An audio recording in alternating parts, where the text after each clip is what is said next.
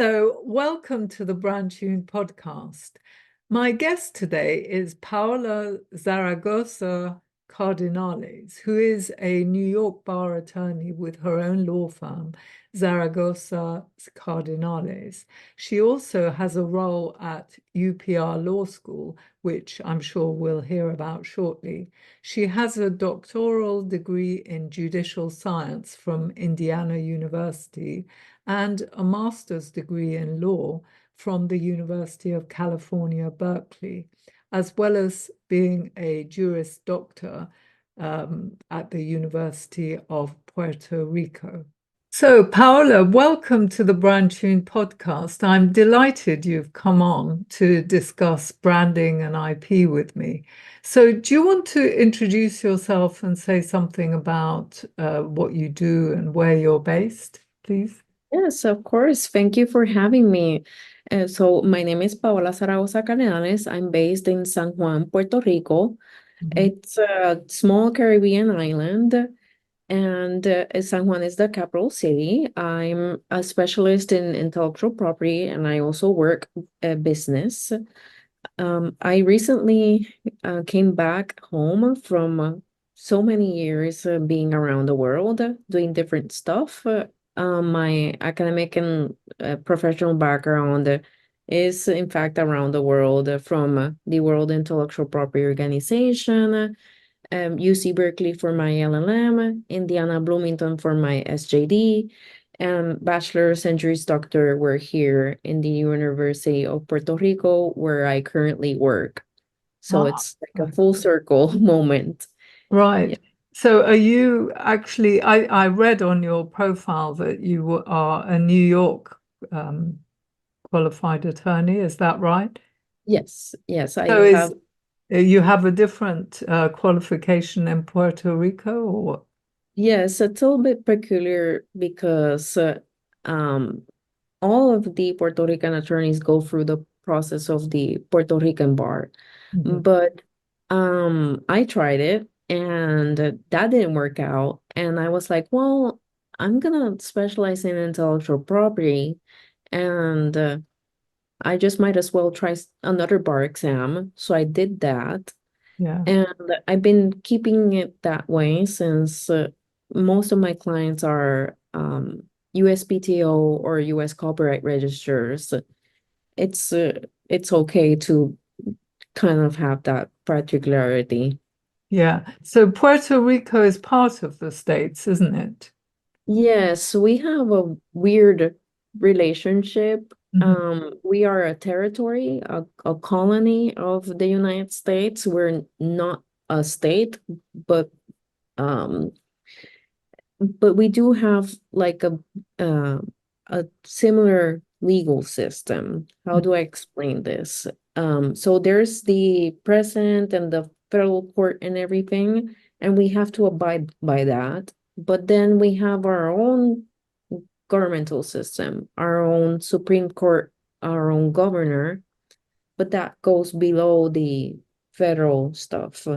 Right. And do you have your own trademark registry or is it, yeah, Yeah, you do. yeah, and our own copyright. Okay, good.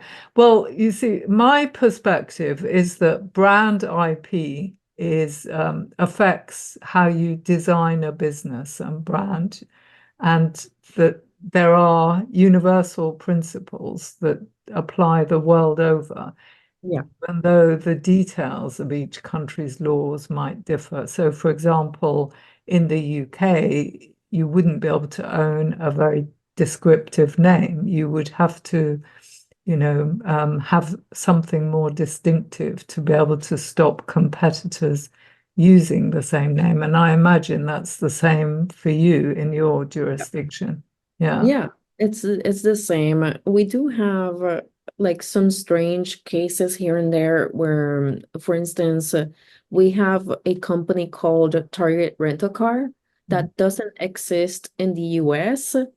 So, for instance, for Target, the store, to enter Puerto Rico, it has to change its logo and name completely. What, so the target in Puerto Rico was already there before? Yeah. Yeah, I It, think that happened in Australia for Burger King. I think they're called Hungry Jacks or something there because somebody already had Burger King.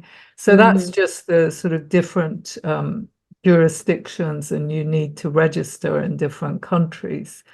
But in terms of principles, like, for example, that you shouldn't use the same name as a famous brand, even outside their strict area. Like you can't call your construction company Google Construction because Google is a famous mark, and that presumably is the same in. yeah, that's But, whether a brand like Hugo Boss is a famous brand and therefore has greater protection might differ in one country rather than another. Is that right?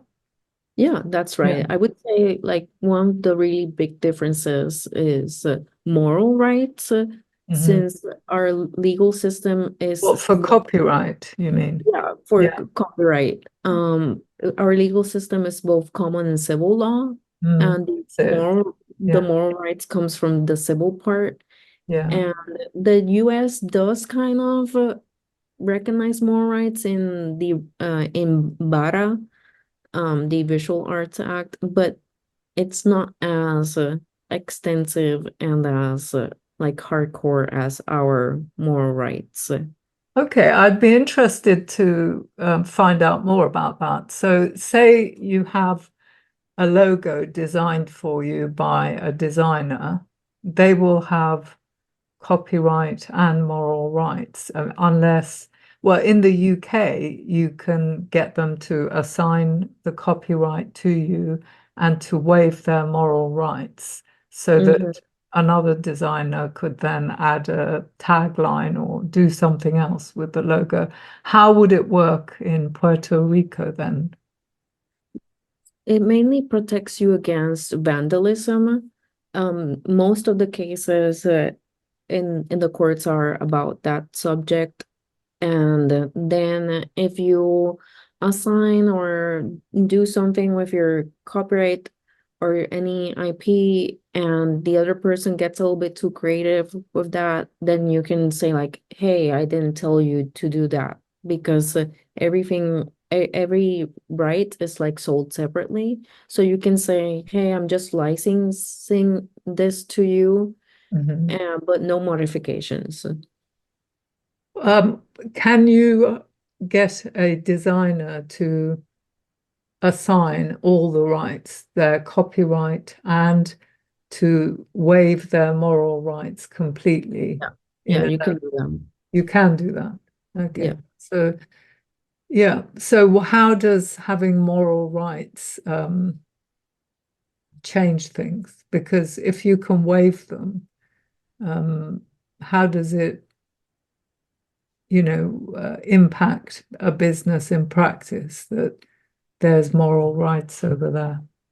Well, I've seen cases where, for instance, the family or the succession that inherits the um anything that the author did claims that the publishing company or whoever has the rights isn't like honoring the person properly, and then that may more rights can come in and say like, hey, we did that wasn't agreed upon anywhere. Hmm. So changing what was designed. Yeah. Yeah. So even though you assigned it away, you can kind of sort of backtrack and say, hey, at least be respectful if you're gonna do that. Okay. So, what actually motivated you to focus on intellectual property? Tell me a bit about how your journey into intellectual property.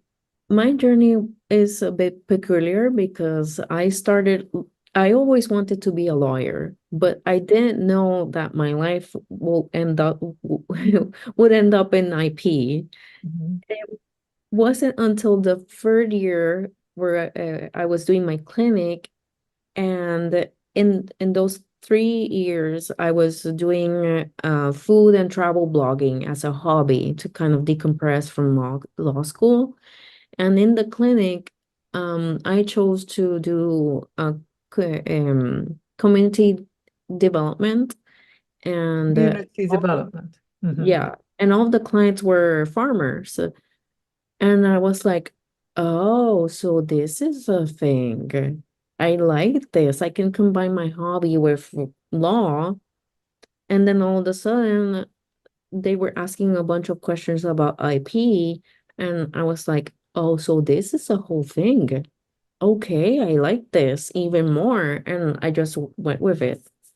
So farmers had IP issues. Yeah. What sort of issues would farmers have? So for instance, registering their trademarks What, for their farms, the names of their farms? or Yeah. their names of the farms or their products they were selling.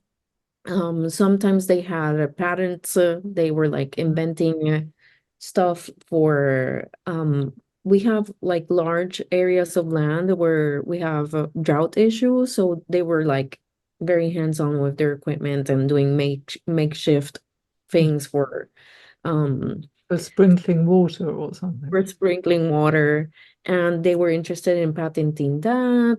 Sometimes they were publishing books for the benefit of other farmers. It's like it was this huge community movement. And I was like, this is very cool. Gosh, I would never imagine farmers as a sort Yeah. of sector. I don't think I have any farmer clients, but so that got you involved in, but food obviously has a Yeah. lot of IP involved. Yeah. Yeah. Yeah. Do you specialize in food at all? Well, I did my whole dissertation on food. So Oh. yeah. So what was your dissertation about? It was about this trademark that we have here in Puerto Rico called Del Pais, and it's for agricultural products, Oh. but also it covers both raw products and value added products, so food, anything that you would buy in the restaurant. And it has really good intentions, but it has some things missing. Mhm. And my whole dissertation is about like proposing things to fill in the gaps. Oh, interesting. So what about the World Intellectual Property Office? What led you there and what were you doing with them?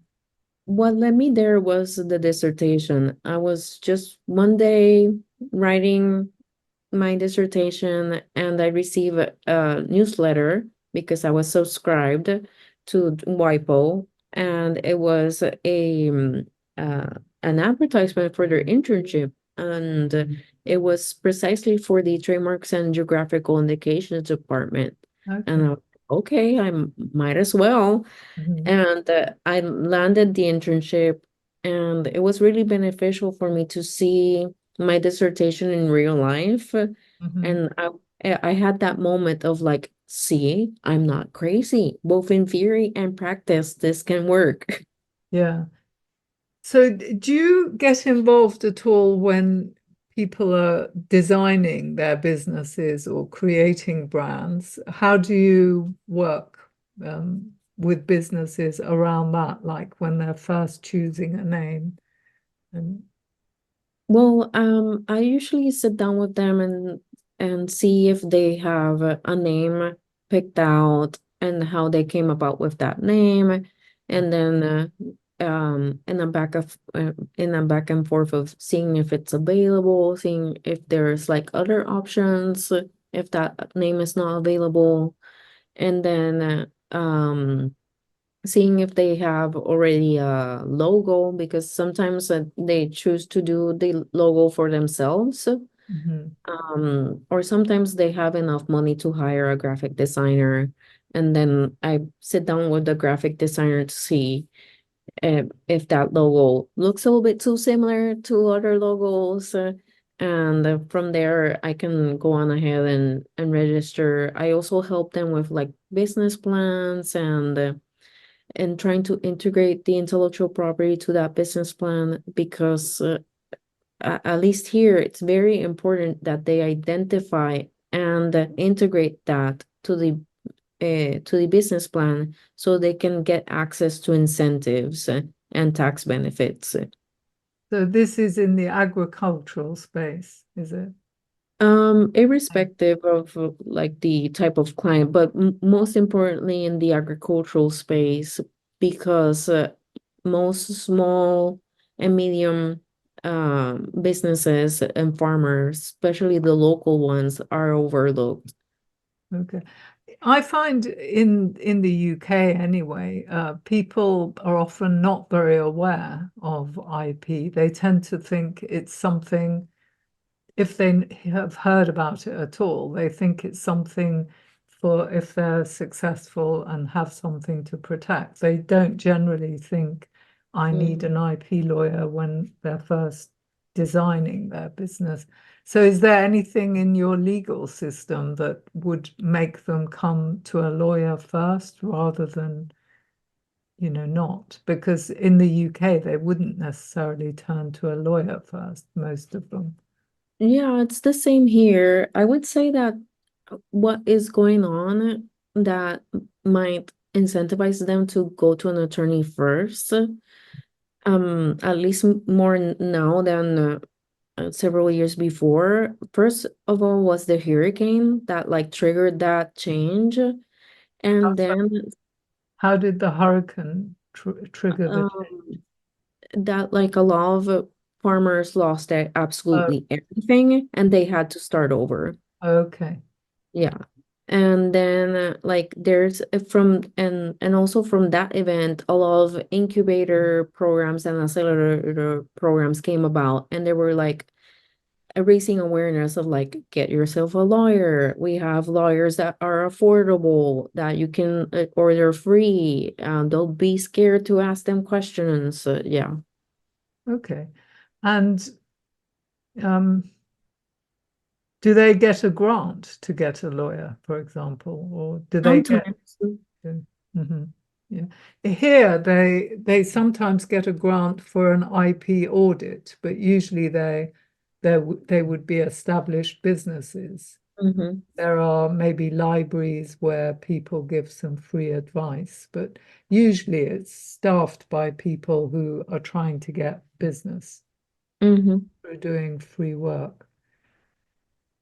Okay, so do you then do international checks at all, or do you tend to focus just on local Oh, availability? I do international checks, so my search is pretty Mhm. in depth. So, other than international, I search all social media plus domain names, and then all of the other registers, the USPTO, Puerto Rico, the works. Wow, that must be expensive for them. Is it? I mean, do they have to register a company over there to some countries, people have to register a company. Do they have to register companies or can they just be trading as Yeah, something? they can be doing business as, but it's so economically risky Mm, yeah. to do it, especially after Hurricane Maria, that it's Mm. not it's not sound to do it as doing business as.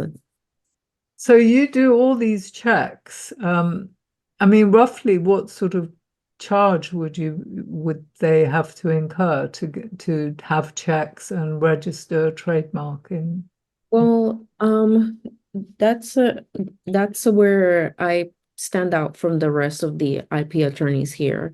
The average IP attorney and the like the really huge law firms are averaging $300 an hour, uh, which is out of the budget yeah. for the average person. But my hours are 100 to 140, Uh-huh.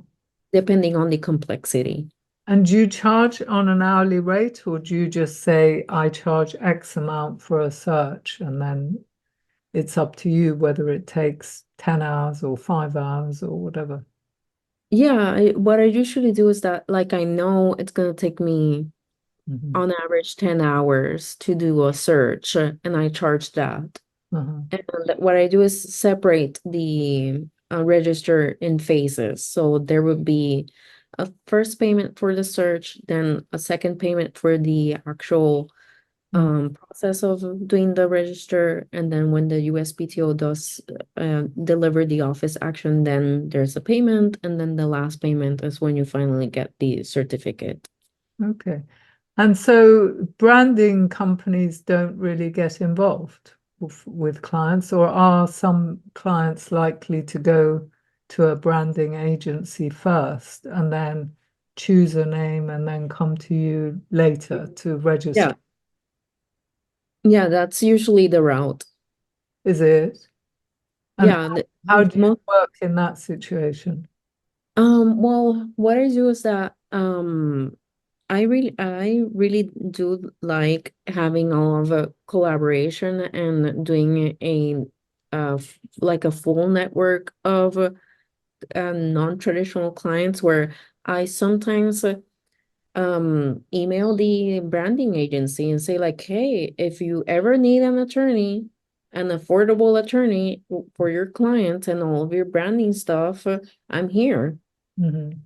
And that usually works. They refer to me clients, or sometimes I meet the branding agency thanks to a client that had a lot of IP questions, Mm. and through there I get even more clients. Yeah. Um, but usually it's the client that already has like all of the colors, the fonts, everything. Mm. Yeah. I find it's a little bit unsatisfactory the way the two professions work together, because most branding agencies assume that just checking availability is all there is to it. And Yeah. I've found that actually, if people understood the brand protection dimension, that some names are very difficult to enforce or are going to be very difficult to register in other countries. It's going to be more expensive. They would think about it more than just, is it I agree. available? Yeah. I agree. There's a lot of branding agencies that to get a quick buck, they commit trademark infringement, and it's like, really, come on, guys. Yeah. Or some of them aren't aware actually of Hmm. IP. I find that happens quite a lot, that they're just designers and they're not necessarily aware that they can't just choose any name they like. Yeah, yeah. Or sometimes they do like, um, there's this whole thing in Puerto Rico where you do like matching t-shirts for any sort of event. So like for instance, you're going to Disney on a family trip and you like to put your last name, like insert here last name's family, and everyone's like identified by the customized t-shirt. Uh-huh. So there's this like whole thing where graduate students, senior high school students buy t-shirts of the university that accepted them, but they just go to your neighborhood t-shirt printing shop and slap on a Harvard or Berkeley, and it's like I like the sentiment that you're like very proud and all, but that's trademark infringement. Yes. Yeah, I mean, I think that really part of the problem I see is that IP is considered to be a legal subject, and Mhm. therefore, a designer or marketer thinks, well, that's legal, and they don't think they need to know it because they Yeah. think I can bring in a lawyer. But actually, a lot of the IP principles are just part of how you would design a business. It's not really law. I mean, It's not law, really. yeah, it's sort of just general knowledge that somebody needs to have when they're designing a business and brand. Yeah, you go to lawyers for certain things, but it doesn't mean you yourself mustn't have this sort of body of knowledge. And that's what I'm trying to change, is to, separate IP principles that I think anyone should know from IP laws, which are going to be specific to lawyers to know and understand. So, Yes, I agree. What I think I can add that got me to IP is that I never think like a lawyer. I always think like a business person. yeah. And that's what gets me thinking out of the box and going with these crazy ideas of combining gastronomy with IP. Mhm. And I was like one of the few people that first started talking about the subject. It's not until now, like literally tomorrow, that there's going to be the first event about law and gastronomy. I was like, oh, so now you guys want to talk about the subject. Okay. So you were writing about law and gastronomy, were you? Yeah.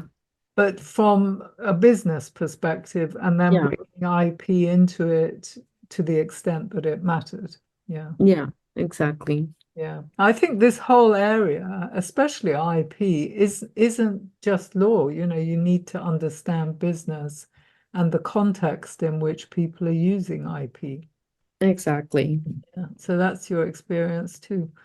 Great. Before we finish, I just wanted to ask how you would define a brand. I would define a brand as it's so much more than IP. It's you as a person and what defines you, your values, your mission, both professionally and academically. And it just so happens that it's transferred into a business that gets you money and like fulfills that person and that purpose.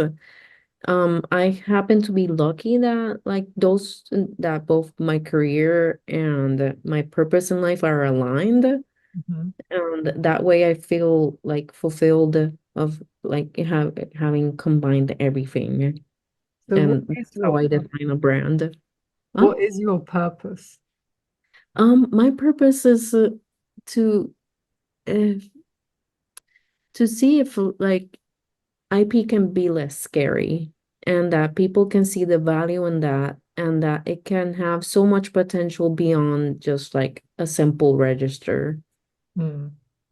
Yeah, the nuance of IP is something really that people need to understand, Yeah. because I find people come along and say, how can I protect this? And then if you say, well, this, you can't protect it, but the name is very important, Mhm. that Yeah. actually protects the concept. They're a bit disappointed. They don't seem to understand how important No, the name is. no, and like my main purpose is to first educate. I love to educate. That's why the first things that I did when I finished all of my studies was become a professor. Mhm. Then we can talk about all the contracts and all the paperwork. Yeah. So do you also run your own business apart from being a professor? Are you also in business? Yes, so I'm a professor and I manage the Master's in Law program and the international exchange programs at the University of Puerto Rico, the law school. And on top of that, I have my own clients. So you have your own law firm. You. Yeah, yeah, it's just me and my dog, if you can count that as as an employee. Good. And how can people get in touch with you, Paola, if they want to reach out for any reason? What's the best way? Well, speaking of brands and IP, you can search with my two last names, which happen to be a registered trademark. It's Zaragoza Cardenales, and you can find me in my website, zaragozacardenales.com, and also through social media, where I do reels and short clips about like interesting stories of IP. So it's like a little bit of history of and a little bit of did you know this is IP?